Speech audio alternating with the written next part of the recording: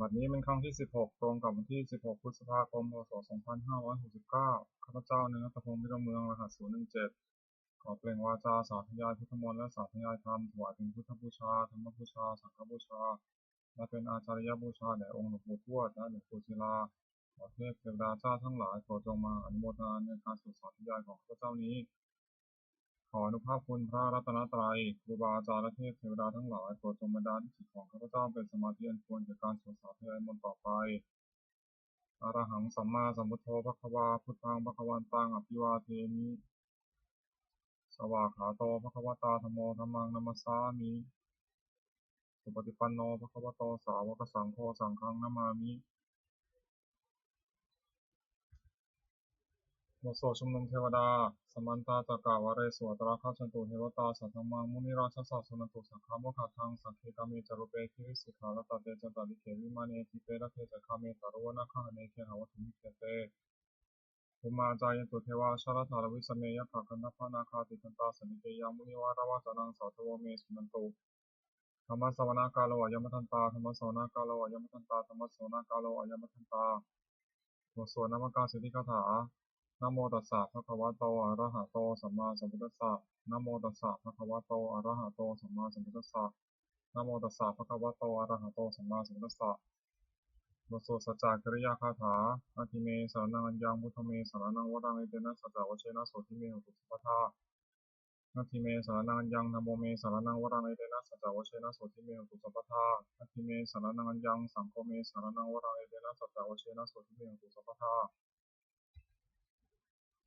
บทสวดมหาสมัยสูตรเอวังเมสุตังเอกังสัมยังภควาสักเคสุวิหารติกัปเปโลทุสมิมหาวเนมาตาภิกขุสังเคนะสติมัจจมะเตหิภิกขุสัตเตหิสัพเพเหวะอรหันเตหิทัสสะหิจาโลกาสัตตุหิเทวตาเยโหเยนะสันติติตังหติภควตังทัสสะนยาภิกขุสันจะ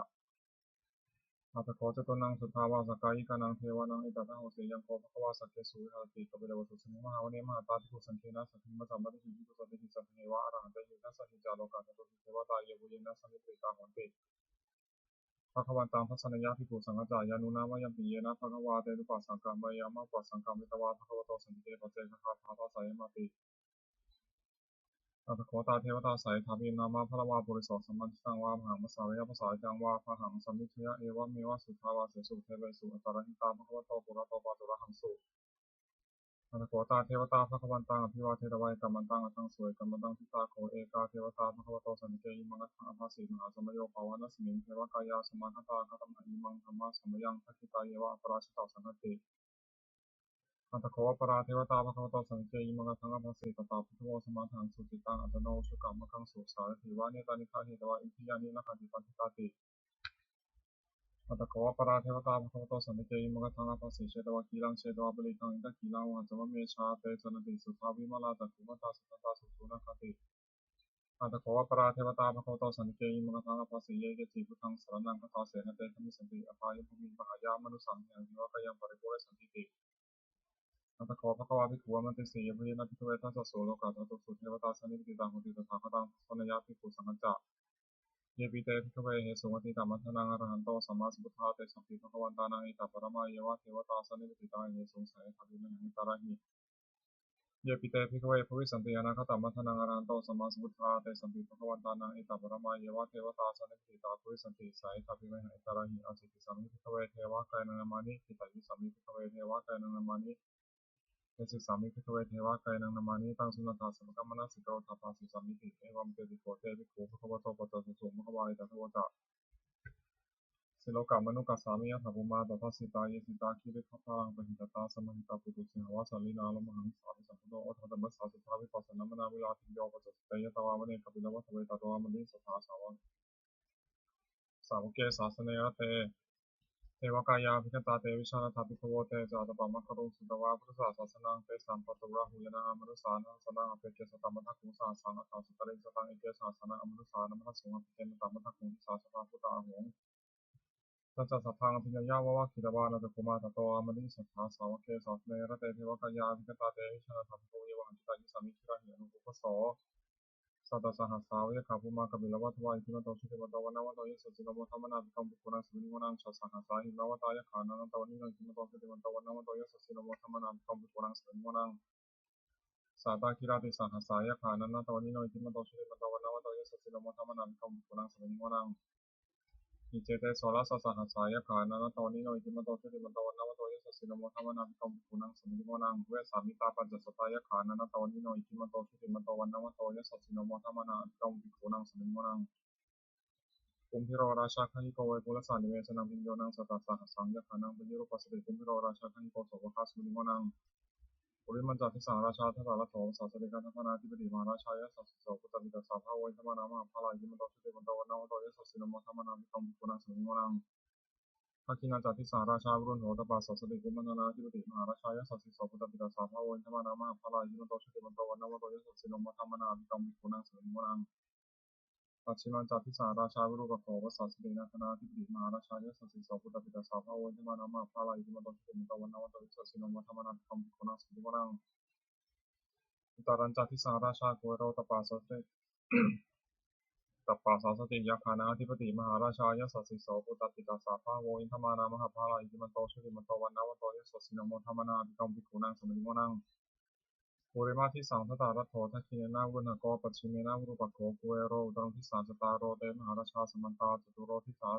ทัตถาลมนาทังสุวเนกัปปิลวัฏเวเตสัมมัญญาวิโนทัสสะกุญจานิกาสถามายากุเตนทุเวเตนทุวิภูจาวิภูโตสหสันทโนกรรมเสถโถจากินุคันทุนิคันทุจาปนาโตปามิโยจาเทวสุโตจมาเตวิจิตตเสโนสกันทโพนโรราชาชโลสโพนาคูปัญจสิทโธเทวทิมพโรสุรยาวัชสายเตเตเนจาราชโนกันตปัสสาราชุมิมันธรรมนาภิกขุปุณัสสมิโมนังอัฏฐาคูณมัสสานาคาเวสาลาสหตัชคากัมภาลสาราคูปายคาสายริกิยมุนาทัตตาลถาจาคุณคายสสิโนเอราวนโนมหานาโคสปะคาสมิโมนังเยนาคาราเชสหสาหนันติทิพาทิชาปกิวิสุทธิจักโขหายสเตวนามัชปตาจิตาสุปนาอิติปัสสานามังพยตถานาคาราชนามัสสิสุปนาโตเขมามะกาสุโตสันหาหิวใจหิวปาวหายันตานาคาสุปนาสารนามะกาสุทังจิตาวชิระหันเทนะสมุทังสุราสิตาทัตตารวาสาวเสติอิติมันโตเยสสิโนกาลคัญชามหาสมาสุราธนเวทัสสะเวปาจิติสุจิติจาปหาราโตนมิติสหสัจจตาภริปุตานังสัพเพโรตนามกาสมิงตวาภริเสนังราหุกัทามุปัสสิสมัยธนิทันเตติปุรังสมิงมนังนาโปเจเทวาปฏิวิจาเตชวายโยตถาคมวรุณาวรุณาเทวาสมโภจายสัสสะเมตตาคุณกายิกาอาคุเทวายสัสสิโนทัสเสเตทัสสัทธากายสัพเพนะตวนิโนอิติมันโตชิติมันตวันนวันโตยสัสสิโนโมทวนาภิกขุปุนังสมิงมนังเวนทุจเทวาสหลีจาสมาจตุเอมาตันทสุปิสัทเทวาตันทมัตุปรักิตาสุริยสุปนิสัทเทวาสุริยมัตุปรักิตานักขัตานิปุรักิตวาคุมุทวาลหกาวสุนังวโสเสโตสโคปะคาบุรินทโตทัสเสติทัสสะกายสัพเพนะตวันนิโนอิติมันโตชิติมันตวันนวันโตยสัสสิโนโมทวนาภิกขุปุนังสมิงมนังตถาภูสัพพุเทวาชาลมังคิสิทาริวะอนิกาจารโรทัตตะอุมาปุภานิพาสิโนวรุณาสหธรรมจะอจุตาจเนชกาสุรายาลุตระอาคูวะสาวเนสิโนทัสเสเตทัสสะกายสัพเพนะตวันนิโนอิทิมันโตชุติมันโตวันนวันโตยสัสสิโนโมทัมมนาภิกขุปุนังสมิงวนังสมานามะสมานามนุสามนุสตมาคิภาวตุสิกาคูวะโคมโนวุตสิกาสาคูหายเทวายจาริตวาสิโนปาระคามหาปาระคาภูเทวายสัสสิโนทัสเสเตทัสสะกายสัพเพนะตวันนิโนอิทิมันโตชุติมันโตวันนวันโตยสัสสิโนโมทัมมนาภิกขุปุนังสมิงวนังสุกาการุมหารุณาคุยคณะสาสะโอทาตะกัญญาปะบุขาภูริวาวิจคณะสัทธรรมตหารักชามิสกาแต่ยสัสสิโนสัมมายังอาคาปุชุโนโยติสาเทวสติทัสเสเตทัสสะภะกายาสัทธินันตานิโนทิมโตชุติมันตวันนวันโตยสัสสิโนโมทัมมนาภิกขุปุรังสมิงวนังเทมิยาตุเสตายามากาตกาจายสัสสิโนสัมพิตกาลมัสเสถาสุตินามาจาสวานิมานาติโนอาโคถาคุปรนิมิตาทัสเสเตทัสสะภะกายาสัพเพนันตวันนิโนทิมโตชุติมันตวันนวันโตยสัสสิโนโมทัมมนาภิกขุปุรังสมิงวนังสัทเถเตเทวานิกายาสัพเพนะนัตตวานิโนนามันวานินาคันฉุงเยจันเยสัตติสาสหะปุถะสัตติมัคคีลาโอคตินามนาสวังนักเขมุขตารนาคังจันทวัสิตัตังสุภมาพระมตโตจัตุตายิมโตศาสนังกุมโรติสอจัสสุภคัสมิโมนังสัตสัพพมาโรกานังมหาพระมาพิติตติอุปปโนชุติมันโตปิสมากายโยยสัสสิโสทเสถาอิสราคูปัจเจกาวะปัจเจกาวะสาวัติโนเตสัญจามัชโตอาคาหริโตปริวาริโตเตจัสสพเพวิคันเตสินเทเวสัพพมเกมรเสนาภิกามิปัสสะคณะสามัญเทียถาคณะถาพันธะราคินามัทวัตโวสมันตาปเดวะอเรธามาโวมุจิตาโพธินังอิติตถามาสิโนกันหังสินังอเปสยิปานินาตละมหาจัสสรังกัตวานะเพระวังยะถาภวุสโกเมโทธนายันโตสัพพิสุโกตถาโสปจิทาวะเตสังคุโตสยังวะเส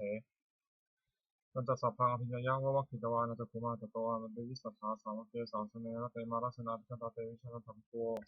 เตจาตปะมะกรูสุตวาพุทธศาสนาวิตาราคิหิปะกามงสังนมปิชยุสัพเพวิชิตาสังฆามาพิยติตายะสัสสิโนโมทติสาธุเบนสาวกาเตชะเนสตติบทสวดบูชาหลวงปู่ทวดนะโมโพธิสัตว์โตอะคันติมยะอิติภควานะโมโพธิสัตว์โตอะคันติมยะอิติภควานะโมโพธิสัตว์โตอะคันติมยะอิติภควา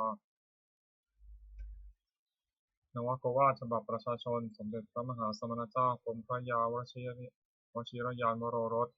ธรรมวิภาคทุกกะคือหมวดสองธรรมมีอุปการะมากสองอย่างหนึ่งสติความระลึกได้สองสัมปชัญญะความรู้ตัวทำเป็นโลกบาลคือคุ้มครองโลกสองอย่างหนึ่งฮิริความละอายแก่ใจสองโอตตปะความเกรงกลัวทำมันเป็น ทำอันทำให้งามสองอย่างหนึ่งขันติความอดทนสองเสรจาความเฉลียวบุคคลหาได้ยากสองอย่างหนึ่งบุพการีบุคคลผู้ทำอุปการะก่อนสองกตัญญูกตเวทีบุคคลผู้รู้อุปการะที่ท่านทำแล้วและตอบแทนติกะคือหมวดสามรัตนะสามอย่างพระพุทธหนึ่งพระธรรมหนึ่งพระสงฆ์หนึ่งท่านผู้สอนให้ประชุมชนประพฤติชอบด้วยกายวาจาใจตามพระธรรมวินัยที่ท่านเรียกว่าพระพุทธศาสนาชื่อพระพุทธเจ้าสองพระธรรมวินัยที่เป็นคำสั่งสอนของท่านชื่อพระธรรมสามหมู่ชนที่ฟังคำสอนของท่านแล้วปฏิบัติชอบตามพระธรรมวินัยชื่อพระสงฆ์คุณของรัตนะสามอย่างพระพุทธเจ้ารู้ดีรู้ชอบด้วยพระองค์เองก่อนแล้วสอนผู้อื่นให้รู้ตามด้วยพระธรรมย่อมรักษาผู้ปฏิบัติไม่ให้ตกไปในที่ชั่วพระสงฆ์ปฏิบัติชอบตามคำสอนของพระเจ้าแล้วสอนผู้อื่นให้ทำตามด้วยอาการที่พระพุทธเจ้าทรงสั่งสอนสามอย่างหนึ่งทรงสั่งสอนเพื่อให้ผู้ฟังรู้ยิ่งเห็นจริงในธรรมที่ควรรู้ควรเห็นสองทรงสั่งสอนให้มีเหตุทรงสั่งสอนมีเหตุให้ผู้ฟังอาจตรองตามให้เห็นจริงได้สามทรงสั่งสอนเป็นอัศจรรย์คือผู้ปฏิบัติตามย่อมได้ประโยชน์โดยสมควรแก่ความปฏิบัติโอวาทของพระพุทธเจ้าสามอย่างหนึ่งเว้นจากทุจริตคือประพฤติชั่วด้วยกายวาจาใจสองประกอบสุจริตคือประพฤติชอบด้วยกายวาจาใจสามทำใจของตนให้หมดจดจากเครื่องเศร้าหมองใจมีโรคโกรธหลงเป็นต้นทุจริตสามอย่างหนึ่งประพฤติชั่วด้วยกายด้วยกายทุจริตสองประพฤติชั่วด้วยวาจาด้วยวจีทุจริตสามประพฤติชั่วด้วยใจด้วยมโนทุจริตการทุจริตสามอย่างฆ่าสัตว์หนึ่งลักทรัพย์หนึ่งประพฤติผิดในกามหนึ่งวจีทุจริตสี่อย่างพูดเท็จหนึ่งพูดส่อเสียดหนึ่งพูดคำหยาบหนึ่งพูดเพ้อเจ้อหนึ่งมโนทุจริตสามอย่างโลภอยากได้ของเขาหนึ่งปฏิบัติของร้ายเขาหนึ่งเห็นผิดจากกองทำหนึ่งทุจริตสามอย่างนี้เป็นกิจให้คนทำบุญแต่ละเสียสุจริตสามอย่างหนึ่งประพฤติชอบด้วยกายด้วยกายสุจริตสองประพฤติชอบด้วยวาจาด้วยวจีสุจริตสามประพฤติชอบด้วยใจเรียกมโนสุจริตกายสุจริตสามอย่างเว้นจากฆ่าสัตว์หนึ่งเว้นจากลักทรัพย์หนึ่งเว้นจากประพฤติผิดในกามหนึ่งวจีสุจริตสี่อย่างเว้นจากพูดเท็จหนึ่งเว้นจากพูดส่อเสียดหนึ่งเว้นจากพูดคำหยาบหนึ่งเว้นจากพูดเพ้อเจ้อหนึ่งมโนสุจริตสามอย่างไม่โลภอยากได้ของเขาหนึ่งไม่ปฏิบัติปองร้ายเขาหนึ่งชอบตามกองทำหนึ่งสุจริตสามอย่างนี้เป็นกิจควรทำควรประพฤติอกุศลมูลสามอย่างรากเหง้าของอกุศลเรื่องอกุศลมูลมีสามอย่างคือโลภะอยากได้หนึ่งโทสะคิดประทุษร้ายเขาหนึ่งโมหะหลงไม่รู้จริงหนึ่งเมื่ออกุศลมูลเหล่านี้โลภะโทสะโมหะก็ดีมีอยู่แล้วอกุศลอื่นที่ไม่เกิดขึ้นก็เกิดขึ้นที่เกิดแล้วก็เจริญมากขึ้นเหตุนั้นคนละเสียกุศลมูลสามอย่างรากเหง้าของกุศลเรียกกุศลมูลมีสามอย่างคืออโลภะไม่อยากได้หนึ่งอโทสะไม่คิดประทุษร้ายเขาหนึ่งอโมหะไม่หลงหนึ่งถ้ากุศลมูลเหล่านี้อโลภะอโทสะโมหะก็ดีมีอยู่แล้วอกุศลอื่นที่ ส่วนอื่นที่ยังไม่เกิดขึ้นก็เกิดขึ้นที่เกิดขึ้นแล้วก็เจริญมากขึ้นเห็นนั้นควรให้เกิดมีในสันดานสัพพุริสบัญญัติคือข้อที่สัตบุรุษตั้งไว้สามอย่างหนึ่งทานสละสิ่งของตนเพื่อเป็นประโยชน์แก่ผู้อื่นสองปฏิชาติถือบวชเป็นอุบายเว้นจากเบียดเบียนกันและกันสามมาตาปิตุอุปทานปฏิบัติมารดาบิดาของตนให้เป็นสุขอปันนกปฏิปทาคือปฏิบัติไม่ผิดสามอย่างหนึ่งอินทรียสังวรสำรวมอินทรีย์หกคือตาหูจมูกลิ้นกายใจไม่ให้ยินดียินร้ายในเวลาเห็นรูปฟังเสียงดนตรีลิ้มรสถูกต้องพุทธะรู้ธรรมารมณ์ด้วยใจสองโภชเนมัตตัญญุตารู้จักประมาณในการกินอาหารแต่พอสมควรไม่มากไม่น้อยสามชาคริยานิโยคประกอบความเพียรเพื่อจัดชำระใจให้หมดจดไม่เห็นแก่นอนมากนักบุญกิริยาวัตถุสามอย่างสิ่งเป็นที่ตั้งแห่งการบำเพ็ญบุญเรียกบุญกิริยาวัตถุโดยย่อมมีสามอย่างหนึ่งทานามัยมีสำเร็จการบริจาคทานสองศีลไมัยมีสำเร็จการรักษาศีลสามภาวนามัยมีสำเร็จการเจริญภาวนาสามัญลักษณะสามอย่างลักษณะที่เสมอกันแก่สังขารทั้งปวงเรียกสามัญลักษณะไตรลักษณ์ก็เรียกแก่เป็นสามอย่างหนึ่งอนิจจตาความเป็นของไม่เที่ยงสองทุกขตาความเป็นทุกข์สามอนัตตาความเป็นของไม่ใช่ตนจตุกะคือหมวดสี่วุฒิคือธรรมเป็นเครื่องเจริญสี่อย่างหนึ่งสัพพุริสสังเสวะพบท่านผู้ประพฤติชอบด้วยกายวาจาใจที่เรียกว่าสัตบุรุษสองสัทธมัสสวนะ ฟังคำสอนของท่านโดยเคารพ 3. โยนิโสมนสิการตรีตรองให้รู้จักสิ่งดีหรือชั่วโดยอุบายที่ชอบ 4. ธรรมานุธรรมปฏิปติประพฤติธรรมสมควรแก่ธรรมซึ่งได้ตรองเห็นแล้วจัก 4. 1. ปฏิรูปาเทสาวาสะอยู่ในประเทศสมควร 2. สัพปริสูปัสสยะพบสัตว์บุรุษ 3. อัตตสัมมาปณิธิตั้งตนไม่ชอบ 4. ปุเพกตปุญญาตาความเป็นผู้ได้ทำความดีไว้ในปางก่อนทำ4อย่างนี้หลุด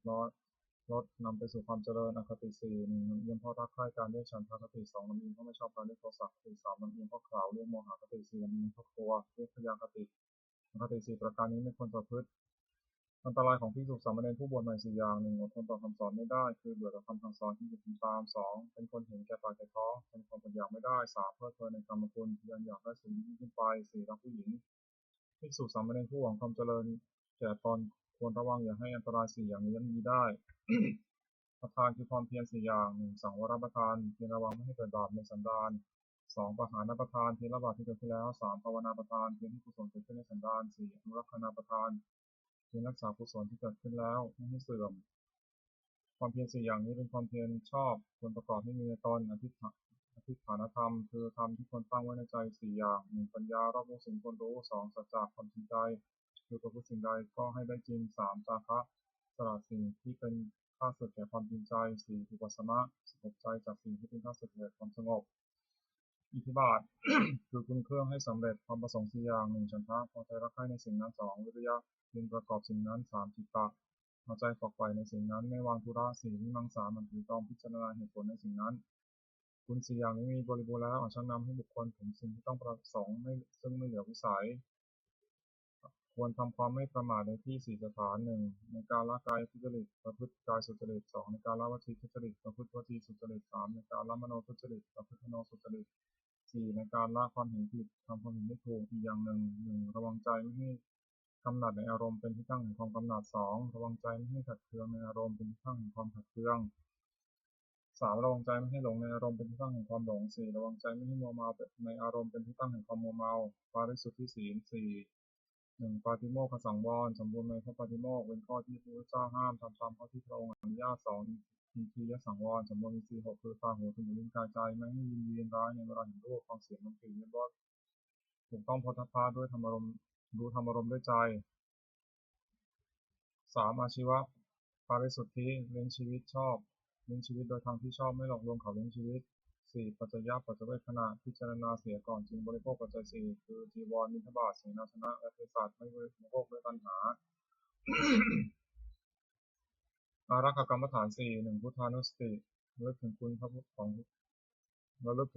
ธเจ้าที่มีในพระองค์และทรงเทิดทูนผู้อื่น 2. เมตตาแผ่เมตตาจิตที่จะให้สัตว์ทั้งปวงไปสู่ข้างหน้า 3. อสุภะพิจารณาร่างกาย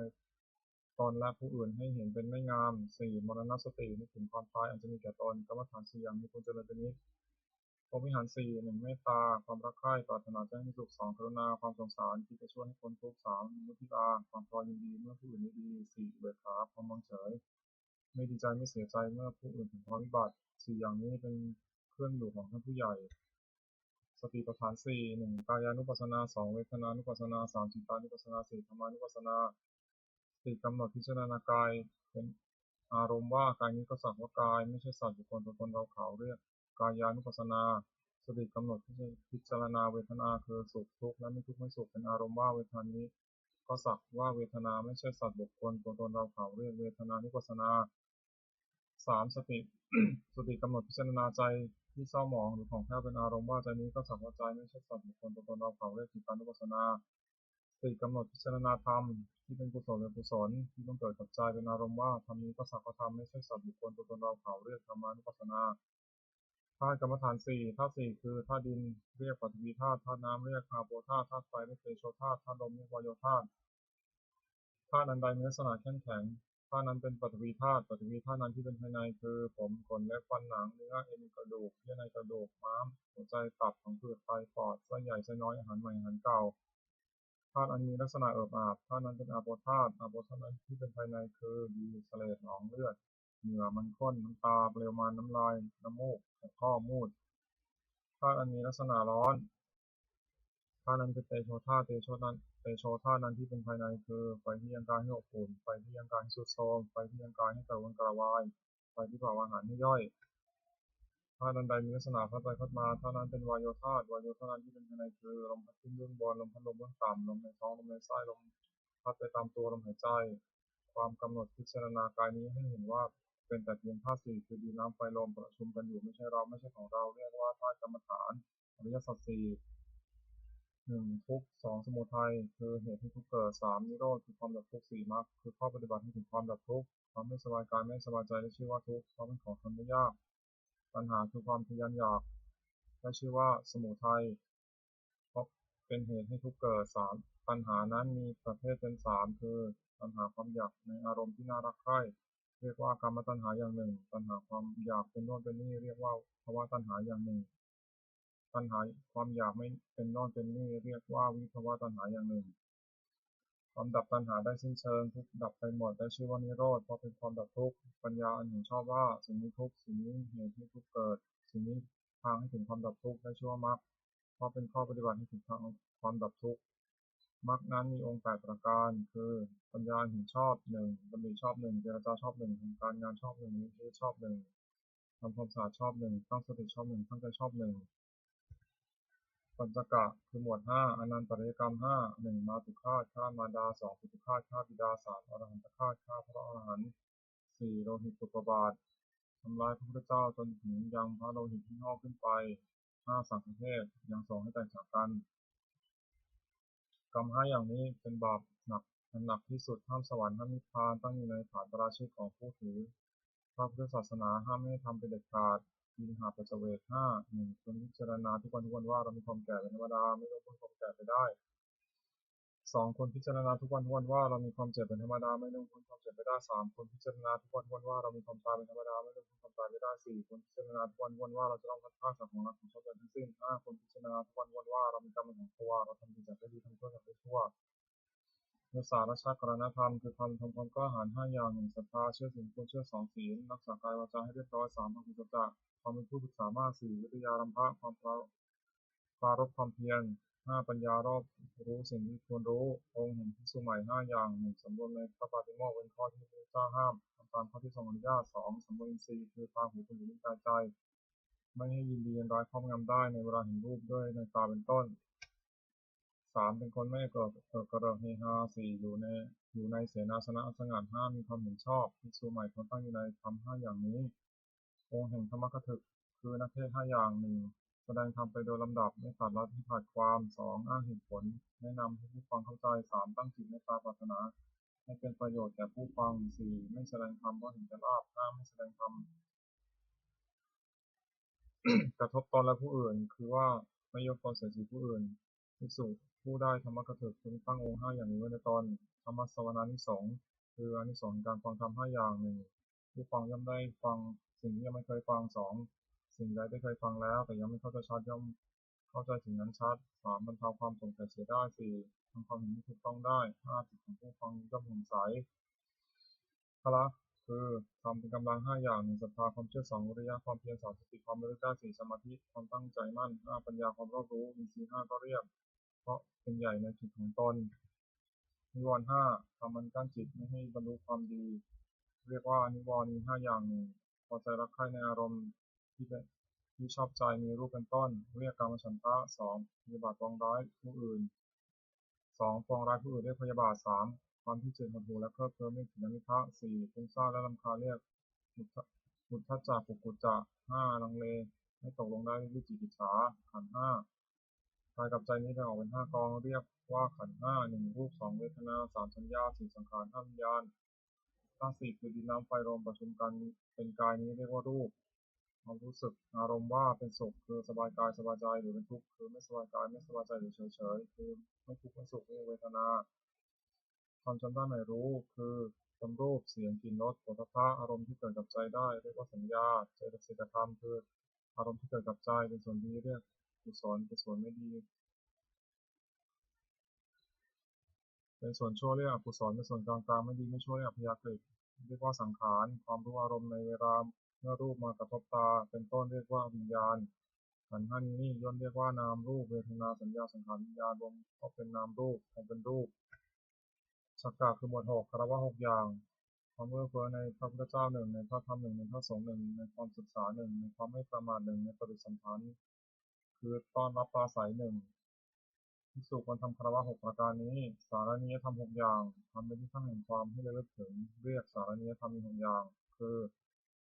หนึ่งเข้าไปตั้งกายกรรมประกอบด้วยเมตตาในเพื่อนภิกษุสามเณรทั้งต่อหน้าและรับหลังคือช่วยขนขวายนิติภระของเพื่อนกันด้วยกายมีพยาบาลภิกษุไข้เป็นต้นด้วยจิตเมตตาสองเข้าไปตั้งวจีกรรมประกอบด้วยเมตตาในเพื่อนภิกษุสามเณรทั้งต่อหน้าและรับหลังคือช่วยขนขวายนิติภระของเพื่อนกันด้วยวาจาเช่นกล่าวสั่งสอนเป็นต้นด้วยจิตเมตตาสามเข้าไปตั้งมโนกรรมประกอบด้วยเมตตา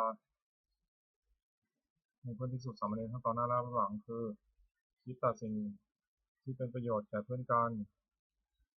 สี่แบ่งปันลาภที่ตนได้มาแล้วโดยชอบธรรมให้แก่เพื่อนภิกษุสามเณรไม่ห่วงไว้บริโภคแต่เพียงผู้เดียวห้ารักษาศีลบริสุทธิ์เสมอกันกับเพื่อนภิกษุสามเณรอื่นๆไม่ทำตนให้เป็นที่รังเกียจของผู้อื่นหกมีความเห็นร่วมกันกับภิกษุสามเณรอื่นๆไม่ว่ากับใครๆเพราะมีความเห็นผิดกันทำหกอย่างนี้ทำผู้ประพฤติให้เป็นที่รักที่เคารพของผู้อื่นเป็นไปเพื่อความสงเคราะห์กันและกันเป็นไปเพื่อความไม่วิวาทกันและกันเป็นไปเพื่อความพร้อมเพรียงเป็นอันหนึ่งเดียวกันอายตนะภายในหกตาหูจมูกลิ้นกายใจอินทรีย์หกก็เรียกอายตนะภายนอกหกรูปเสียงกลิ่นรสโผฏฐัพพะคืออารมณ์ที่มาถูกต้องกายธรรมคืออารมณ์ที่เกิดกับใจอารมณ์หกก็เรียกวิญญาณหกอาศัยรูปกระทบตาเกิดความรู้ขึ้นเรียกจักขวิญญาณอาศัยเสียงกระทบหูเกิดความรู้ขึ้นเรียกโสตวิญญาณอาศัยกลิ่นกระทบรสเกิดความรู้ขึ้นเรียกคานวิญญาณอาศัยรสกระทบลิ้นเกิดความรู้ขึ้นเรียกชิวหาวิญญาณอาศัยโผฏฐัพพะกระทบกายเกิดความรู้ขึ้นเรียกกายวิญญาณอาศัยธรรมเกิดกับใจเกิดความรู้ขึ้นเรียกวรรณวิญญาณสัมผัสหกอายตนะภายในมีตาเป็นต้นอายตนะภายนอกมีรูปเป็นต้นวิญญาณมีจักขุวิญญาณเป็นต้นกระทบการได้สัมผัสมีชื่อตามอายตนะภายในเป็นหกคือจักขุสัมผัสโสตสัมผัสคานสัมผัสชิวหาสัมผัสกายสัมผัสมโนสัมผัสเวทนาหกสัมผัสนั้นเป็นปัจจัยให้เกิดเวทนาเป็นสุขบ้างทุกข์บ้างไม่ทุกข์ไม่สุขบ้างมีชื่อตามอายตนะภายในเป็นหกคือจักขุสัมผัสชาเวทนาโสตสัมผัสชาเวทนาคานสัมผัสชาเวทนาชิวหาสัมผัสชาเวทนากายสัมผัสชาเวทนามโนสัมผัสชาเวทนาธาตุหกหนึ่งปฐวีธาตุคือธาตุดินสองอาโปธาตุคือธาตุน้ำสามเตโชธาตุคือธาตุไฟสี่วายธาตุคือธาตุลมห้าอากาศธาตุคือช่องว่างในกายหกวิญญาณธาตุคือความรู้อะไรได้สัตตกะหมวดเจ็ดอปาริหานิยธรรมเจ็ดอย่างทำให้เป็นที่ตั้งแห่งความเสื่อมเป็นไปเพื่อความเจริญฝ่ายเดียวชื่อว่าอปาริหานิยธรรมมีเจ็ดอย่างคือหนึ่งการประชุมกันอย่างนี้สองเมื่อประชุมก็พร้อมเพรียงกันประชุมเมื่อเลิกประชุมก็พร้อมเพรียงกันเลิกใช้ความเพียรช่วยกันทำกิจที่สงฆ์จะต้องทำสามไม่บัญญัติสิ่งที่พระเจ้าไม่บัญญัติขึ้นไม่ถอนสิ่งที่พระองค์ทรงบัญญัติไว้แล้วสมาทานศึกษาอยู่ในสิกขาบทตามที่พระองค์ทรงบัญญัติไว้สี่ภิกษุเหล่าใดเป็นผู้ใหญ่ในเป็นประธานในสงฆ์เคารพนับถือภิกษุเหล่านั้นเชื่อฟังพระธรรมของท่านห้าไม่รู้แก่อำนาจความอยากที่เกิดขึ้นหกยินดีในเสนาสนะป่าเจ็ดตั้งใจอยู่ว่าเพื่อนภิกษุสามเณรซึ่งเป็นผู้มีศีลซึ่งยังไม่มาสุอาพาสขอให้มาที่มาแล้วขออยู่เป็นสุขทำเช่นอย่างนี้ตั้งอยู่ในผู้ใดผู้นั้นไม่มีความเสื่อมเลยมีแต่ความเจริญฝ่ายเดียวอริยทรัพย์เจ็ดทรัพย์คือคุณสมบัติทรัพย์คือคุณความดีที่มีในสันดานอย่างประเสริฐเรียกอริยทรัพย์มีเจ็ดอย่างคือหนึ่งศรัทธาสิ่งเชื่อสิ่งที่ควรเชื่อสองสี่รักษากายวาจาให้เรียบร้อยสามมีหลีกความละอายต่อบาปสี่โอตตัปปะสะดุ้งกลัวต่อบาปห้าพหุสัจจะความเป็นคนเคยได้ยินได้ฟังมามากคือจำทรงธรรมและรู้ศิลปวิทยามากหกจาคะสละให้ปันสิ่งของตนแก่คนที่ควรให้ปันเจ็ดปัญญารอบรู้สิ่งที่เป็นประโยชน์และไม่เป็นประโยชน์สัพพุริสธรรมเจ็ดอย่างธรรมของสัตบุรุษเรียกสัพพุริสธรรมมีเจ็ดอย่างหนึ่งธรรมัญญุตาความเป็นผู้รู้จักเหตุเช่นรู้จักว่าสิ่งนี้เป็นเหตุแห่งสุขสิ่งนี้เป็นเหตุแห่งทุกข์สองอัตถัญญุตาความเป็นผู้รู้จักผลเช่นรู้จักว่าสุขเป็นผลแห่งเหตุอันนี้ทุกข์เป็นผลแห่งเหตุอันนี้สามอัตตัญญุตาความเป็นผู้รู้จักตนว่าเราว่าโดยชาติตระกูลยศศักดิ์สมบัติบริวารความรู้และคุณธรรมเพียงเท่านี้และประพฤติตนให้สมควรแก่ที่เป็นอยู่อย่างไรสี่อัตตัญญุตาความเป็นผู้รู้ประมาณในการแสวงหาเพื่อลี้ยงชีวิตแต่โดยทางที่ชอบและรู้จักประมาณในการบริโภคแต่พอควร 5การัญญุตาความเป็นผู้รู้จักการเวลาอันสมควรในอันประกอบกิจนั้นๆ6ปริสัญญุตาความเป็นผู้รู้จักต่อชุมชนและกริยาที่ต้องประพฤติต่อชุมชนนั้นๆว่าเมื่อเข้าไปหาจะต้องทำกริยาอย่างนี้จะต้องพูดอย่างนี้เป็นต้น7บุคลาปโรปรัญญุตาความเป็นผู้รู้จักเรื่องบุคคลว่าผู้นี้เป็นคนดีคนคบผู้นี้เป็นคนไม่ดีเป็นคนคบเป็นต้นสัพพุริสธรรมอีก7อย่างหนึ่งสัตบุรุษประกอบด้วยธรรม7ประการคือ มีศรัทธามีความละอายต่อบาปมีความกลัวต่อบาปเป็นคนได้ยินได้ฟังมากเป็นคนมีความเพียรเป็นคนมีสติมั่นคงเป็นคนมีปัญญา2จะปรึกษาสิ่งใดกับใครๆก็ไม่ปรึกษาเพื่อจะบิดเบือนตัวและผู้อื่น3จะคิดสิ่งใดก็ไม่คิดเพื่อจะบิดเบือนตัวและผู้อื่น4จะพูดสิ่งใดก็ไม่พูดเพื่อจะบิดเบือนตัวและผู้อื่น5จะทำสิ่งใดก็ไม่ทำเพื่อจะบิดเบือนตัวและผู้อื่น6มีความเห็นชอบมีเห็นว่าทำนี้ได้ดีทำชั่วได้ชั่วเป็นต้น7ให้ทานโดยเคารพคือเอื้อเฟื้อแก่ของที่ตัวให้และผู้รับทานนั้นไม่ทำอาการหรือทิ้งเสียโพชฌงค์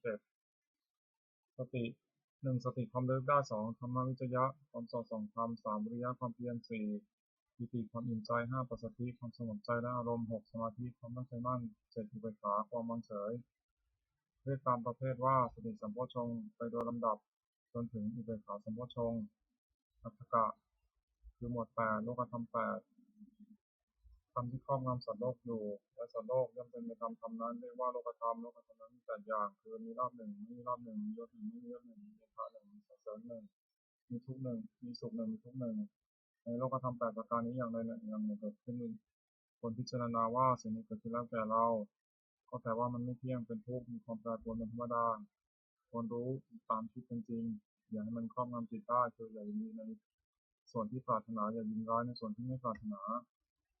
ลักษณะตัดสินธรรมวินัย8ประการทำเราใดเป็นไปเพื่อความกำหนัดย้อมใจหนึ่งเป็นไปเพื่อความประกอบทุกหนึ่งเป็นไปเพื่อสะสมความกิเลสหนึ่งเป็นไปเพื่อความอยากได้หนึ่งเป็นไปเพื่อความไม่สันโดษยินดีด้วยของมีอยู่คือมีนี่เราอยากได้นั่นหนึ่งเป็นไปเพื่อความคุยด้วยหมู่คณะหนึ่งเป็นไปเพื่อความเกลียดคร้านหนึ่งเป็นไปเพื่อความยุ่งยากหนึ่งทำเหล่านี้พึงรู้ว่าไม่ใช่ธรรมไม่ใช่วินัยไม่ใช่คำสั่งสอนของพระศาสดาทำเหล่าใดเป็นไปเพื่อความคลายกำหนัดหนึ่งเป็นไปเพื่อความปราศจากทุกข์หนึ่งเป็นไปเพื่อความไม่สะสมความกิเลสหนึ่งเป็นไปเพื่อความอยากอันน้อยหนึ่งเป็นไปเพื่อความสันโดษยินดีด้วยของมีอยู่หนึ่งเป็นไปเพื่อความสงัดจากหมู่หนึ่งเป็นไปเพื่อความเพียรหนึ่งเป็นไปเพื่อความเลี้ยงง่ายหนึ่งทำเหล่านี้พึงรู้ว่าเป็นธรรมเป็นวินัยเป็นคำสั่งสอนของพระศาสดามักมีองค์8 1สัมมาทิฏฐิปัญญาอันเห็นชอบคือเห็นอริยสัจสี่2สัมมาสังกัปปะดำริชอบคือดำริจะออกจากกามหนึ่งดำริในอันไม่พยาบาทหนึ่งดำริในอันไม่เบียดเบียนหนึ่ง3สัมมาวาจาเจริญชอบคือเว้นจากทิฏฐิทุจริต4สัมมากัมมันตะทำการงานชอบคือเว้นจากกายทุจริต5สัมมาชีวะเลี้ยงชีวิตชอบคือเว้นจากเลี้ยงชีวิตโดยทางที่ผิด6สัมมาวายามะเพียรชอบคือเพียรในที่4สถาน5 7สัมมาสมาธิระลึกชอบคือระลึกในสติปัฏฐานทั้ง4 8สัมมาสมาธิตั้งใจไว้ชอบคือเจริญฌานทั้ง4ในองค์มรรคทั้ง8นั้นเห็นชอบดำริชอบสงเคราะห์เข้าในปัญญาสิกขาวาจาชอบการงานชอบเลี้ยงชีพชอบสงเคราะห์เข้าในศีลสิกขาเพียรชอบระลึกชอบตั้งใจไว้ชอบสงเคราะห์เข้าในจิตสิกขานวากะคือหมวด9มละคือมนทิน9อย่างโกรธ1ลบหลู่บุญคุณท่าน1วิษยา1การมี1มายา1มโหฬ1ทุกข์กด1มีความปรารถนาละมุก1เห็นผิด1สกาคือหมวด10อกุศลกรรมบท10จัดเป็นกายกรรมคือทำด้วยกาย3อย่าง1ปาณาติบาตทำชีวิตสัตว์ให้ตกล่วงคือฆ่าสัตว์2อธินาทานเอาสิ่งของที่เจ้าของไม่ได้ให้ด้วยการขโมย3กาเมสุมิจฉาจารประพฤติผิดในกามจัดเป็นวจีกรรมคือทำด้วยวาจา4อย่าง4มุสาวาทพูดเท็จ5ปิสุนาวาจาผู้ส่อเสียด6พรุษาวาจาผู้คำหยาบ7สัมภปลาปะผู้เพ้อเจ้อจัดเป็นมโนกรรมคือทำด้วยใจ3อย่าง8อภิชาโรคอยากได้ของเขา9พยาบาทปองร้ายเขา10ทิฏฐานมิจฉาทิฏฐิเห็นพิจักครองธรรมกรรม10อย่างนี้เป็นทางบาปไม่ควรดำเนินกุศลกรรมบท10จัดเป็นกายกรรม3อย่าง1ปาณาติบาตาเวรมณีเว้นจากทำชีวิตสัตว์ให้ตกล่วง2อทินนาทนาเวรมณีเว้นจากถือเอาสิ่งของที่เจ้าของไม่ให้ด้วยการเห็นขโมย3กาเมสุมิจฉาจาราเวรมณีเว้นจากประพฤติผิดในกามจัดเป็นวจีกรรมคือทำด้วยวาจา4อย่าง 4มุสาวาทาเวรมณีเว้นจากพูดเท็จ5ภิกษุนายะวาจายะเวรมณีเว้นจากพูดส่อเสียด6อรุษายะวาจายะเวรมณีเว้นจากพูดคำหยาบ7สัมภัปปลาปาเวรมณีเว้นจากพูดเพ้อเจ้อแต่เป็นมโนกรรมคือทำด้วยใจ3อย่าง8อนัตติชาไม่โลภอยากได้ของเขา9อพยาบาทไม่พยาบาทปองร้ายเขา10สัมมาทิฏฐิเห็นชอบตามครองธรรมกรรม10อย่างนี้เป็นทางบุญควรดำเนินบุญกิริยาวัตถุ10อย่าง1ทานามัยบุญสำเร็จด้วยการบริจาคทาน2ศีลนามัยบุญสำเร็จด้วยการรักษาศีล3ภาวนามัยบุญสำเร็จด้วยการเจริญภาวนา4ปัจจัยนามัยบุญสำเร็จด้วยการประพฤติถ่อมตนแก่ผู้ใหญ่5วิยาวัจจะมัยบุญสำเร็จด้วยการช่วยขวนขวายในกิจที่ชอบ6ปฏิภาณนามัยบุญสำเร็จด้วยการให้ส่วนบุญ8 7ปัตตานุโมทนามัยบุญสำเร็จด้วยการอนุโมทนาส่วนบุญ8สัมมา8ธรรมสวนัยบุญสำเร็จด้วยการฟังธรรม9ธรรมเทศนามัยบุญสำเร็จด้วยการแสดงธรรม10ทิฏฐุชุกรรมการทำความเห็นให้ตรงธรรมที่บรรพชิตควรพิจารณาเนืองๆ10อย่าง1บรรพชิตควรพิจารณาเนืองๆว่าบัดนี้เรามีเพศต่างจากคฤหัสถ์แล้วอาการกริยาใดๆของสมณะเราต้องทำอาการกริยานั้นๆ2บรรพชิตควรพิจารณาเนืองๆว่าความเป็นชีพของเราเนื่องด้วยผู้อื่นเราควรทำตัวให้เขาเลี้ยงง่าย3บรรพชิตควรพิจารณาเนืองๆว่าอาการกายวาจาอย่างอื่นที่เราจะต้องทำให้ดีขึ้นไปกว่านี้ยังมีอีกไม่ใช่เพียงเท่านี้4บรรพชิตควรพิจารณาเนืองๆว่าตัวของเราเองติเตียนตัวของเราเองติเตียนตัวของเราเองโดยศีลได้หรือไม่5บรรพชิตควรพิจารณาเนืองๆว่าผู้ใคร่ควรแล้วติเตียนเราโดยศีลได้หรือไม่6บรรพชิตควรพิจารณาเนืองๆว่าเราจะต้องพัดพรากจากของรักของชอบใจทั้งนั้น7บรรพชิตควรพิจารณาเนืองๆว่าเรามีกรรมเป็นของตัวเราทำดีจากได้ดีทำชั่วจากได้ชั่ว8บรรพชิตควรพิจารณาเนืองๆว่าวันคืนล่วงไปแบบนี้เราทำอะไรอยู่9บรรพชิตควรพิจารณาเนืองๆว่าเรามีอยู่ในที่สงัดหรือไม่10บรรพชิตควรพิจารณาเนืองๆว่าคุณวิเศษของเรามีอยู่หรือไม่ที่จะทำให้เราเป็นผู้ไม่เก้อเขินในเวลาเพื่อนบางชิดถามในการภายหลังนาถกรณธรรมคือทำที่พึ่ง10อย่าง1ศีลรักษากายวาจาให้เรียบร้อย2พหุสัจจะความเป็นผู้ได้สดับตรับฟังมาก3กัลยาณมิตรตาความเป็นผู้มีเพื่อนดีงาม4สวัสดิสตาความเป็นผู้ว่าง่ายสอนง่าย5อินทานีเยสุทัคตาความขยันเอาใจใส่ในกิจธุระของเพื่อนที่สุดสามเณร6ธรรมกรรมตาความใคร่ในธรรมที่ชอบ7วิริยะเพียงเพื่อจะละความชั่วประพฤติความดี8สันโดษยินดีด้วยผ้านุ่งผ้าห่มอาหารที่นอนที่นั่งใช้ยาตามมีตามได้9สติจำการที่ได้ทำและคำที่พูดแล้วได้แม้นานได้10ปัญญารอบรู้ในกองสังขารตามเป็นจริงอย่างไรคาถาวัตถุคือถ้อยคำที่ควรพูด10อย่าง1อภิชกถาถ้อยคำที่ชักนำให้มีความปรารถนาน้อย2สันตุติกถาถ้อยคำที่ชักนำให้สันโดษยินดีด้วยปัจจัยการมีกรรมได้3ปวิเวกถาถ้อยคำที่ชักนำให้สงัดกายสงัดใจ4อสังฆคถาถ้อยคำที่ชักนำให้ละคนด้วยหมู่5วิริยารัมภะถ้อยคำที่ชักนำให้ปรารภความเพียร6ศีลกถา5วิริยารัมภกถาถ้อยคำที่ชักนำให้ปรารภความเพียร6ศีลกถาถ้อยคำที่ชักนำให้ตั้งอยู่ในศีล7สมาธิกถาถ้อยคำที่ชักนำให้ทำใจให้สงบ8ปัญญากถาถ้อยคำที่ชักนำให้เกิดปัญญา9วิมุตติกถาถ้อยคำที่ชักนำให้ทำใจให้พ้นจากกิเลส10วิมุตติญาณทัศนกถาถ้อยคำที่ชักนำให้เกิดความรู้ความเห็นในความที่ใจพ้นจากกิเลส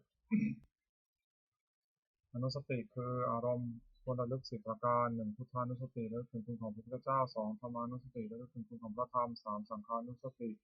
ระลึกถึงคุณของพระสงฆ์4ศีลานุสติระลึกถึงศีลของตน5จาคานุสติระลึกถึงทานที่ตนบริจาคแล้ว6เทวตานุสติระลึกถึง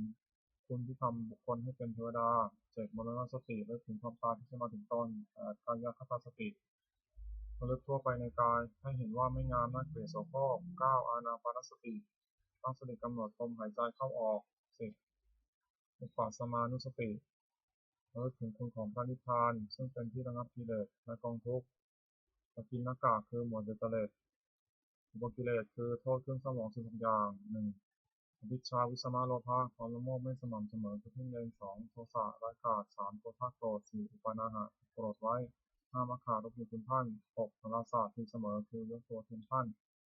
7อิสาริษยาเมื่อเห็นเขาได้ดีทนอยู่ไม่ได้8มัจฉริยะปราณี9มารยาคือเจ้าเล่ห์10สัพพยะโอ้อวด11ธรรมภะหัวดื้อ12สารัมภะแห่งดี13มานะถือตัว14อติมานะดูหมิ่นท่าน15มัทธะมัวเมา16ปมาทะเลินเล่อโพธิปักขิยธรรม37ประการสติปัฏฐาน4สัมมาปัฏฐาน4อิทธิบาท4อินทรีย์5พละ5โพชฌงค์7มรรคมีองค์8ที่ปฏิบัติจตุกะกรรมกิเลสคือกรรมพึ่งสมอง4อย่าง1ปาณาติบาตทำชิ้นสัตว์ที่ตกร่วง2อธินาทานหรือเอาสิ่งของที่เจ้าของไม่ได้ให้ด้วยอาการเห็นขโมย3การเมสุมิจฉาจารดูผิดในกาม4มุสาวาทพูดเท็จกรรม4อย่างนี้ปาดไม่ควรสรรเสริญเลยอบายมุขคือเหตุเครื่องชิบหาย4อย่าง1ความเป็นนักเลงหญิง2ความเป็นนักเลงสุรา3ความเป็นนักเลงเล่นการพนัน4ความคบคนชั่วเป็นมิตรข้อ4ประการนี้ไม่ควรประกอบทิฏฐิธรรมิกถประโยชน์คือประโยชน์ในปัจจุบัน4อย่าง1ฐานะสัมปทาถึงพร้อมด้วยความหมั่นในการประกอบกิจเครื่องเลี้ยงชีวิตก็ดีในการศึกษาเราเรียนก็ดีในการทำธุระหน้าที่ของตนก็ดี2อารักขาสัมปทาถึงพร้อมด้วยการรักษาคือรักษาทรัพย์ที่แสวงหามาได้ด้วยความหมั่นไม่ให้เป็นอันตรายก็ดีรักษาการงานของตัวไม่ให้เสื่อมเสียไปก็ดี3กัลยาณมิตรตาความเป็นเพื่อนเป็นคนดีไม่คบคนชั่ว4สมะชีวิตาความเลี้ยงชีวิตตามสมควรแก่กำลังทรัพย์ที่หาได้ไม่ให้ฝืดเคืองนักไม่ให้โกงภายนักสัมปรายิกัตถประโยชน์คือประโยชน์ภายหน้า4อย่าง1ศรัทธาสัมปทาถึงพร้อมด้วยศรัทธาคือเชื่อสิ่งที่ควรเชื่อเช่นเชื่อว่าทำดีได้ดีทำชั่วได้ชั่วเป็นต้น2ศีลสัมปทาถึงพร้อมด้วยศีลคือรักษากายวาจาเรียบร้อยดีไม่มีโทษ3จาคะสัมปทาถึงพร้อมด้วยการบริจาคทานเป็นการเสียสุขให้แก่ผู้อื่น4ปัญญาสัมปทาถึงพร้อมด้วยปัญญารู้จักบาปบุญคุณโทษประโยชน์ไม่ใช่ประโยชน์เป็นต้นมิตรปฏิรูปคือคนเพียรมิตร4จำพวก1คนปองอ้อ2คนแต่พูด3คนหัวประจบ4คนชักชวนในทางชิบหายคน4จำพวกนี้ไม่ใช่มิตรแต่เป็นคนเพียรมิตรไม่ควรคบ1คนปองรอบมีลักษณะ4 1คิดเอาแต่ได้ฝ่ายเดียว2สี่ให้น้อย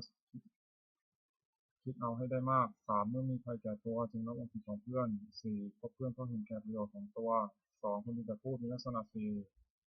1เก็บเอาของร่วงแล้วมาปราศัย2อ้างเอาของที่ไม่มีมาปราศัย3สงเคราะห์ด้วยสิ่งหาประโยชน์ไม่ได้4ออกปากไม่ได้3คนหัวประจบมีลักษณะ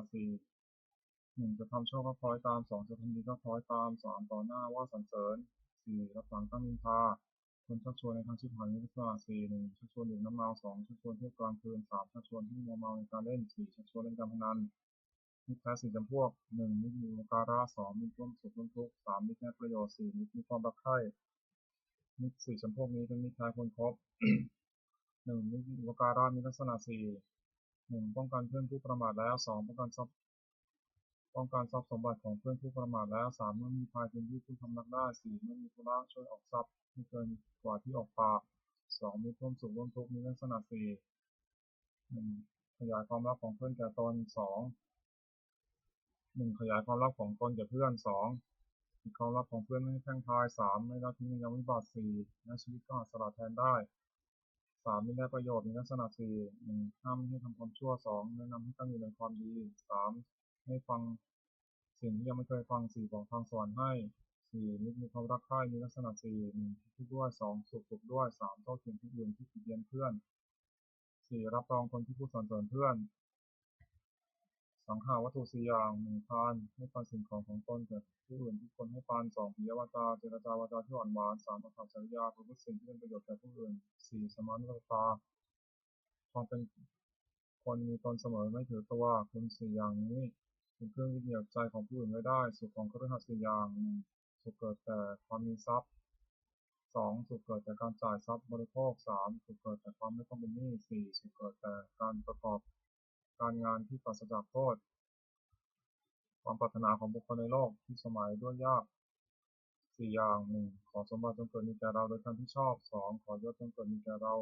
กับญาติพวกพ้อง3ขอเราจงรักษาอายุให้ยืนนาน4เมื่อสิ้นชีพแล้วขอเราจงไปบังเกิดในสวรรค์ทำเป็นเหตุให้สมหมายมีอยู่4อย่าง1ศรัทธาสัมปทาถึงพร้อมด้วยศรัทธา2ศีลสัมปทาถึงพร้อมด้วยศีล3จาคะสัมปทาถึงพร้อมด้วยบริจาคทาน4ปัญญาสัมปทาถึงพร้อมด้วยปัญญาตระกูลอันมั่งคั่งจะตั้งอยู่นานไม่ได้เพราะสถาน4 1ไม่แสวงหาวัสดุที่หายแล้ว2ไม่บูรณะวัสดุที่ค้ำค่า3ไม่รู้จักประมาณในการบริโภค สมบัติ 4. ตั้งสตรีหรือบุรุษทุศีลให้เป็นแม่เรือนพ่อเรือนผู้หวังจะดำรงตระกูลควรเว้นสถาน4ประการนี้เสียธรรมของคฤหัสถ์ 4. 1. สัจจะซื่อสัตย์แก่การ 2. ธรรมะรู้จักความผิดของตน 3. ทันติอดทน 4. จาคะสละให้ปันสิ่งของตนแก่คนที่ควรให้ปัน ปัญจกะประโยชน์เกิดแต่การถือโภคทรัพย์5อย่างแสวงหาโภคทรัพย์ได้ในทางที่ชอบแล้ว 1. เลี้ยงตัวมารดาบิดาบุตรภรรยาบ่าวไพร่ให้เป็นสุข 2. เลี้ยงเพื่อนฝูงให้เป็นสุข 3. บำบัดอันตรายที่เกิดแต่เหตุต่างๆ 4. ทำดี5อย่างคือกอไก่ยาติตีสงเคราะห์ญาติขอไข่อติปิตีต้อนรับแขกคอควายสุภาพเปตตีทำบุญอุทิศให้ผู้ตายงองูราชตีถวายเป็นหลวงมีภาษีกรเป็นต้นต่อจานเทวตาตีทำบุญอุทิศให้เทวดา 5. บริจาคทาน 1. สมณพราหมณ์ผู้เป็นชอบ 4. 5. 1. ปาณาติปาตาเวรมณีเว้นจากทำชีวิตสัตว์ให้ตกล่วงไป 2. อทินนาทนาเวรมณีเว้นจากพยายามสิ่งของที่เจ้าของไม่ได้ให้ด้วยอาการขโมย 3. กาเมสุมิจฉาจาราเวรมณีเว้นจากประพฤติผิดในกาม 4. มุสาวาทาเวรมณีเว้นจากพูดเท็จ 5. สุราเมรยมัชฌัปปมาทฐานาเวรมณีเว้นจากดื่มน้ำเมาคือสุราและเมรัยมันเป็นที่ตั้งแห่งความประมาท 4. 5 ประการนี้เพื่อหัดควรรักษาเป็นนิจมิจฉาวนามิจฉาคือการค้าขายไม่ชอบธรรม5อย่าง 1. ค้าขายเครื่องประหาร 2. ค้าขายมนุษย์ 3. ค้าขายสัตว์เป็นเพื่อสำหรับฆ่าเป็นอาหาร 4. ค้าขายน้ำเมา 5. ค้าขายยาพิษการค้าขาย5อย่างนี้เป็นข้อห้ามอุบาสกให้ประกอบสมบัติของอุบาสก5ประการ 1. ประกอบด้วยศรัทธา 2. มีศีลบริสุทธิ์ 3. ไม่ถือมงคลตื่นขาดคือเชื่อกรรมไม่เชื่อมงคล 4. ไม่แสวงหาเก็บบุญนอกพุทธศาสนา 5. บำเพ็ญบุญแต่ในพุทธศาสนาอุบาสกพึงตั้งอยู่ในสมบัติ5ประการและเว้นจากวิบัติ5ประการซึ่งวิปริตจากสมบัตินั้นชักกะที่ 6. 1. ปุราธิมทิคือที่เบื้องหน้ามารดาบิดา 2. ปัจฉิมทิคือที่เบื้องขวาอาจารย์ 3. ปัจฉิมทิคือที่เบื้องหลังบุตรภรรยา 4. อุตตรทิคือที่เบื้องซ้ายมิตร 5. เหตุทิมทิคือที่เบื้องต่ำบ่าว 6. อุปาริมทิคือที่เบื้องบนสมณพราหมณ์ 1. ปุราธิมทิคือที่เบื้องหน้ามารดาบิดาบุตรพึงบำรุงด้วยสถาน 5. 1. ท่านได้เรียนมาแล้วเล่นท่านตอบ 2. ทำกิจของท่าน 3. ดำรงวงศกุล 4. ประพฤติตนให้เป็นคนควรรับทรัพย์มรดก 5. เมื่อท่านล่วงลับไปแล้วทำบุญอุทิศให้ท่านมารดาบิดาได้รับบำรุงชนิดแล้วย่อมอนุเคราะห์บุตรด้วยสถาน 5. 1. ห้ามให้ทำความชั่ว 2. ให้ตั้งอยู่ในความดี 3. ให้ศึกษาศิลปวิทยา 4. หาภรรยาที่สมควรให้ 5. มอบทรัพย์ให้ในสมัย 2. ทักษิณทิคือที่เบื้องขวาอาจารย์ 10. บำรุงด้วยสถาน 5. 1. ด้วยลุกขึ้นยืนรับ 2. ด้วยเข้าไปยิงเขารับใช้ 3. ด้วยเชื่อฟัง 4. ด้วยอุปถาก 5. ด้วยเรียนศิลปวิทยาโดยเคารพอาจารย์ได้รับบำรุงชนิดแล้วย่อมอนุเคราะห์ 10. ด้วยสถาน 5. 1. แนะนำดี 2. ให้เรียนดี 3. บอกศิลปะให้สิ้นเชิงไม่ปิดบังอำพราง 4. ยกย่องให้ปรากฏในเพื่อนฝูง 5. ทำความป้องกันในที่ทั้งหลายคือจะไปที่ทางไหนก็ไม่อดอยาก 3. ปัจฉิมทิคือที่เบื้องหลังภรรยาสามีพึงบำรุงด้วยสถาน 5. 1. ด้วยยกย่องนับถือว่าเป็นภรรยา 2. ด้วยไม่ดูหมิ่น 3. ด้วยไม่ประพฤติร่วมใจ 4. ด้วยมอบความเป็นใหญ่ให้ 5. ด้วยให้เครื่องแต่งตัวภรรยาได้รับบำรุงชนิดแล้วย่อมอนุเคราะห์สามีด้วยสถาน 5. ถึงเกิดการเงินดี 2. สงเคราะห์คนข้างเคียงของผัวดี 3. ไม่ประพฤติร่วมใจผัว 4. รักษาทรัพย์ที่ผัวหามาได้ไว้ 5. ขยันไม่เกียจคร้านในกิจการทั้งปวง 4. อุตตรทิคือที่เบื้องซ้ายมิตรกุลบุตรพึงบำรุงด้วยสถาน 5. 1. ด้วยให้ปาน 2. ด้วยเจรจาถ้อยคำไพเราะ 3. ด้วยประพฤติประโยชน์ 4. ด้วยความเป็นผู้มีตนเสมอ 5. ด้วยไม่แกล้งกล่าวให้พลาดจากความเป็นจริงมิตรได้รับบำรุงชนิดแล้วย่อมอนุเคราะห์กุลบุตรด้วยสถาน 5. 1. รักษามิตรผู้ประมาทแล้ว 2. รักษาทรัพย์ของมิตรผู้ประมาทแล้ว 3. เมื่อมีภัยเอาเป็นที่พึ่งพำนักได้ 4. ไม่ละทิ้งในยามวิบัติ 5. นับถือตลอด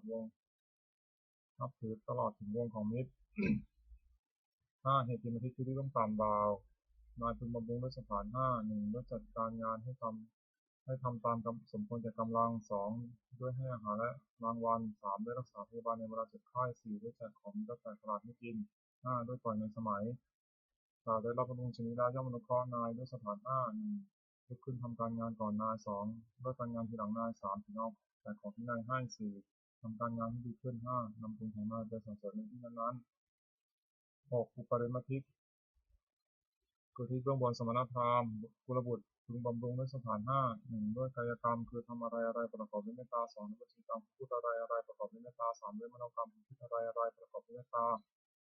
4. ด้วยความเป็นผู้ไม่ปิดประตูคือมิได้ห้ามเข้าบ้านเรือนห้าด้วยให้อนุสถานสมณพราหมณ์ได้รับบำรุงชนีแล้วย่อมอนุเคราะห์กุลบุตรได้สถานหก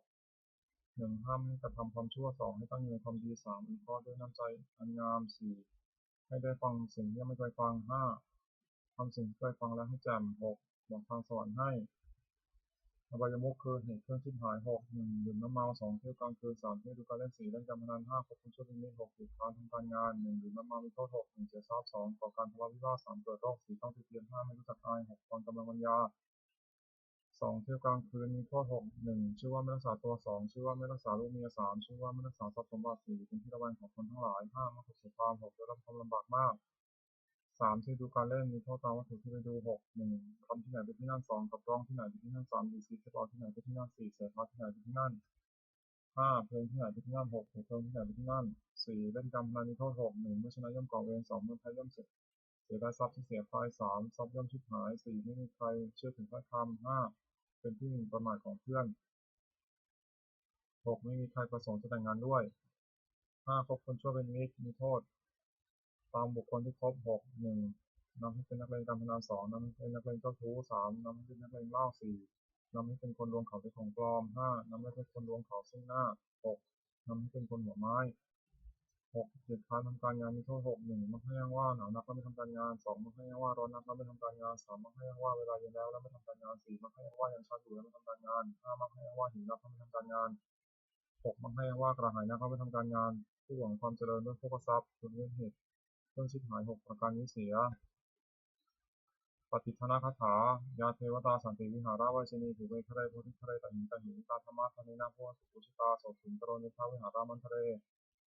เทราจมัชชานวกาสติภวสารามิกาธนปฏิวาสกาคามาจเตสามิธมาติสราสัพพานิพุทธาสุวิตาพุทธเตชลาภูชายีปิจาอันทสัมภวาสังเตนะชาตาอัตโวกปาริกานิยานิการธรรมวรังปฏิจเตสัมปิติภาษากรณตุสังขยังทัตุสิรังทัตุธรรมโมธรรมชราสบุคลาสังฆุตุสมะควะอัคขยะสันหิตายะตาอันเนรคตุสัมโมสัพเยติธรรมะจาริโนวุฒิสัมปุเนมะธรรมเมอริยปาวิทิเต สันนาของตุสัพพิติปานิโนพุทธศาสนาสัมมาทรังปะเวชันโตกาลเทโวปวัสโตวิทิภวะสัตนังสมิทังในตุมิทันิมาตาปิตาจัตตาชังนิจังรักขติปุตตังวังทินาราชโนปชังรักขติสวัตตาเทวตาอุโยชนะคาถาทุกขปตาเทนิขาพิยปตาเทนิพิยาสุขปตาเทนิโสกาของตุสัพพิติปานิโนอิตาวตาจังหิสัมปตังพิยสัมปตังสัพพิเทวานุมตุสัพพะสัมปติสิทธิยาทานังทัตตุสัพพยาสีรังมัคคติสัมปทาภวนาพิรตาหัวตุพัชตุเทวตาคตา สุมังคลคาถาโหตุสัพพังสุมังครังรักขันตุสมเทวตาสัมมุทานุภาเวนะโสติโมตุนิรันตรังโหตุสัพพังสุมังครังรักขันตุสมเทวตาสัมธรรมานุภาเวนะโสติโมตุนิรันตรังโหตุสัพพังสุมังครังรักขันตุสมเทวตาสัมสังฆานุภาเวนะโสติโมตุนิรันตรังสัพเพพุทธาพระปัตตาปัจเจกนันเตียมพลังอหันตานันจติชนะขมัทมิสัมโสสัพเพพุทธาพระปัตตาปัจเจกนันเตียมพลังอหันตานันจติชนะขมัทมิสัมโสสัพเพพุทธาพระปัตตาปัจเจกนันเตียมพลังอหันตานันจติชนะขมัทมิสัมโสสัพเพพุทธาภรปัตตาปัจเจกนันเตมพลังอหันตานันจติชนะรักขมัตมิสัมปโสสัพเพพุทธาภรปัตตาปัจเจกนันเตมพลังอหันตานันจติชนะรักขมัตมิสัมปโสสัพเพพุทธาภรปัตตาปัจเจกนันเตมพลังอหันตานันจติชนะรักขมัตมิสัมปโสสัพเพพุทธาภรปัตตาปัจเจกนันเตมพลังอหันตานันจติชนะรักขมัตมิสัมปโสสัพเพพุทธาภรปัตตาปัจเจกนันเตมพลังอหันตานันจติชนะรักขมัตมิสัมปโสสัพเพพุทธาภรปัตตาปัจเจกนันเตมพลังอหันตานันจติชนะรักขมัตมิสัมปโสบทแผ่เมตตาให้ตนเองอหังสุกิโตโหมิขอให้ข้าพเจ้ามีความสุขอหังนิพุตโตโหมิ ขอให้ข้าพเจ้าปราศจากความทุกข์อหังเวโรโหมิขอให้ข้าพเจ้าปราศจากเวรอหังอมิจาบาโชโหมิขอให้ข้าพเจ้าปราศจากอุปสรรคอันตรายทั้งปวงสุขียตนังปริหารามิขอให้ข้าพเจ้าจงมีความสุขกายสุขใจรักษากายวาจาใจให้ข้าพเจ้าความทุกข์ทั้งปวงเถิด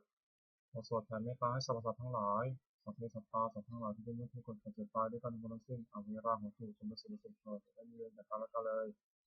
อัพยาบัชชาโหตุจงเป็นสุขสุขเถิดอย่าได้มีเวรซึ่งกันและกันเลยอนิจจาโหตุจงเป็นสุขสุขเถิดอย่าได้มีความทุกข์กายทุกใจเลยสุขียตนังปริหารันตุจงมีความสุขกายสุขใจรักษาตนพ้นจากทุกข์ทั้งสิ้นเถิดบทแผ่เมตตาอุทิศสัพเพสัตตาสัตตังโหตุอเวราสุขาชีวิโนขอให้สัตว์ทั้งหลาย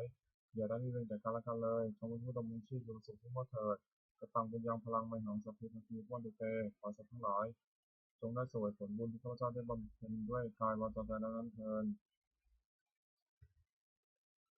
ขอในส่งแห่งผลบุญกุศลนี้จงเป็นสัพพะสิริมงคลแก่ข้าพเจ้าให้แคล้วคลาดปลอดภัยจากทุกโศกโรคภัยอันตรายทั้งปวงให้มีแหล่งนั้นได้สุจริตมั่นคงเป็นสมาชิกชอบธรรมคำว่าไม่มีอดอยากยากจนขอให้ได้มีแก่ข้าพเจ้า